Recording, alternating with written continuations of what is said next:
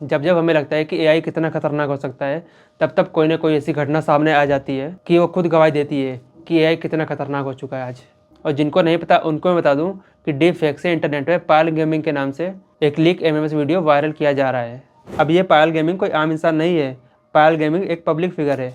उसके 4 मिलियन से ज़्यादा सब्सक्राइबर्स हैं। उस गेमिंग कम्युनिटी में उसका नाम जाना पहचाना है। यहाँ पे अफसोस की बात ये नहीं है कि कोई डीप फेक वीडियो इंटरनेट पे वायरल किया जा रहा है। सबसे अफसोस की बात यह है कि वीडियो के नकली होने की जानकारी सामने आने के बाद भी लोगों के बिहेवियर में कोई फ़र्क नहीं पड़ा है। लिंक मांगना बंद नहीं हो रहा है, मीम्स बनना बंद नहीं हो रहा है। अभी भी इंटरनेट पर वही पैटर्न देखने को मिल रहा है और इंटरनेट पे आज भी वही भूख दिख रही है। लोग लिंक मांग रहे हैं। कोई ये नहीं पूछ रहा है कि ये वीडियो गलत है या सही, असली है नकली। और कोई ये नहीं सोच रहा है कि इससे लोगों की ज़िंदगी पे कितना असर पड़ेगा। लोगों को बस कंटेंट चाहिए, व्यू चाहिए। यहाँ पे पायल गेमिंग ने खुद बताया कि वो पिछले कुछ दिनों से किस मानसिक हालत से गुजर रही है। उसने खुद कहा कि वो डिप्रेशन में थी, ये सब देखने और झेलने की हालत में नहीं थी।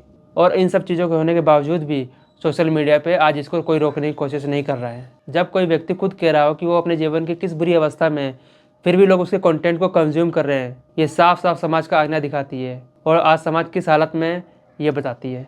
बट ये कोई आइसोलेटेड मामला नहीं है। हाल ही में कई ऐसे मामले आए हैं जहाँ पे डीप फेक बनाकर किसी के नाम के आपत्तिजनक वीडियो को वायरल किया गया है और ये ट्रेंड लगातार बढ़ रहा है।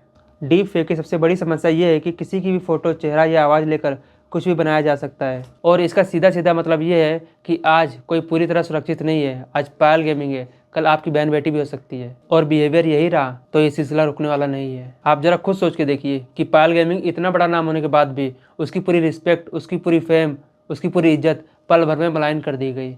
जबकि उसका तो इस किस्से से दूर दूर तक कोई वास्ता नहीं था। इससे उसकी ज़िंदगी कितनी प्रभावित हो सकती है। और ये बात कोई मैं हवा में नहीं कह रहा हूँ। इसका खतरा इतना बढ़ चुका है कि इसके रियल लाइफ रिस्क सामने आने लगे हैं। दिल्ली हाई कोर्ट को मेटा से जवाब मांगना पड़ा क्योंकि 15 साल की लड़कियों की फेक एआई इमेज बनाकर इंस्टाग्राम पर डाली जा रही थी। ये इमेजेस तो पूरी तरह से नकली थी, लेकिन उनका असर बिल्कुल असली था। इसके अलावा बॉम्बे हाईकोर्ट में एक महिला का मामला सामने आया जहां उसकी तस्वीरें शटर स्टॉक जैसे प्लेटफॉर्म पर बिना उसकी इजाज़त के डाली जाती हैं। बाद में वही तस्वीरें एडवर्टीजमेंट में इस्तेमाल होने लगी, जबकि उस महिला को इस बारे में कोई जानकारी तक नहीं थी। विशाखापट्टनम में नरेंद्र नाम के एक मछुआरे ने आत्महत्या कर ली क्योंकि एक लोन ऐप ने उसकी पत्नी की तस्वीरों को मॉर्फ करके उसके रिश्तेदारों को भेज दिया। उसको मानसिक रूप से इतना परेशान किया गया कि हालात जानलेवा हो गए। इसके बाद एक और मामला सामने आया जहाँ पे एक आदमी ने एक महिला से नज़दीकी बढ़ाई, फिर चुपचाप से उसके प्राइवेट चैट्स को स्क्रीन रिकॉर्ड कर लिया और फिर एआई टूल की मदद से महिला और उसके परिवार के सदस्यों को फर्जी असली तस्वीरें बनाकर दिखा डाली। इसके बाद उन तस्वीरों को सोशल मीडिया पर डाला और महिला को ब्लैकमेल करना शुरू कर दिया। और ये तो सिर्फ अश्लील फोटो और वीडियोस की बात है। डीप फेक की वजह से अब फाइनेंशियल फ्रॉड भी होने लगते हैं।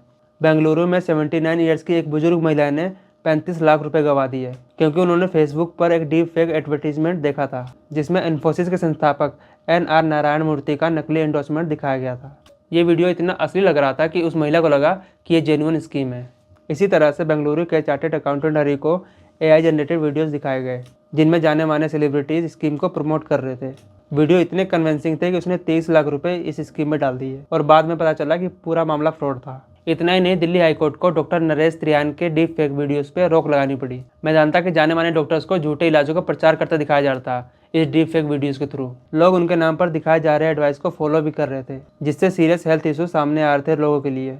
और इसके बाद कोर्ट ने तुरंत ऐसे डीप फेक कंटेंट को हटाने के आदेश दिए। मैकफी के स्टडीज के अनुसार भारत में 39% ऑनलाइन बायर्स को एक बड़े सेल पीरियड के दौरान डीप फेक स्कैम्स का सामना करना पड़ा है, जिसमें नकली सेलिब्रिटी एंडोर्समेंट शामिल होते हैं। इनमें से लगभग 80% लोगों ने 40,000 से ज़्यादा की राशि गंवाई है।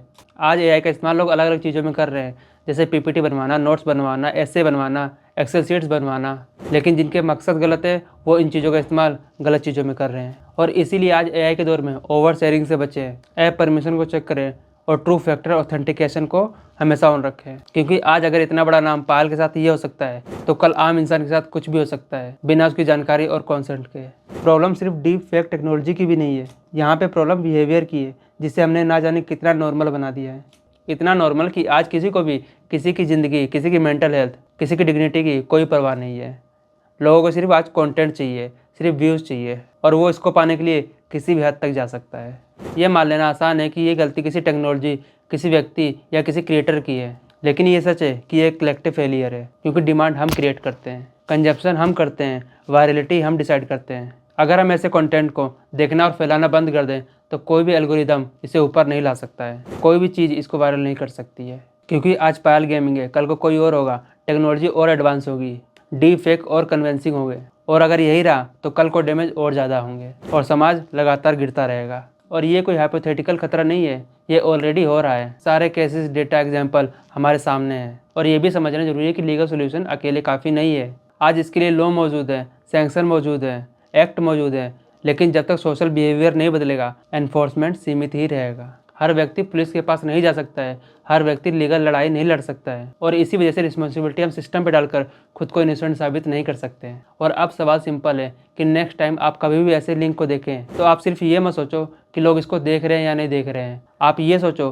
कि आप किस तरह के इंटरनेट कल्चर को सपोर्ट कर रहे हो। आपका एक क्लिक क्या नॉर्मलाइज कर रहा है, आपका एक शेयर किस तरह के बिहेवियर को रिवॉर्ड कर रहा है। और ये वीडियो किसी एक व्यक्ति के खिलाफ नहीं है, ये सोच के खिलाफ है जो एक इंसान को कंटेंट में बदल देती है। अगर हम इस सोच को चैलेंज नहीं करेंगे तो सोच वही रहेगी, विक्टिम बदलते रहेंगे लेकिन इम्पैक्ट वही रहेगा। और अगर इस कंट्री को सच में डिजिटल इंडिया बनाना है तो सिर्फ टेक्नोलॉजी एडवांस करना काफ़ी नहीं है, बिहेवियर को मैच्योर करना भी उतना जरूरी है। प्राइवेटी कोई लग्जरी नहीं है, डिग्निटी कोई ऑप्शन वैल्यू नहीं है, और किसी की मेंटल हेल्थ एंटरटेनमेंट नहीं हो सकती है।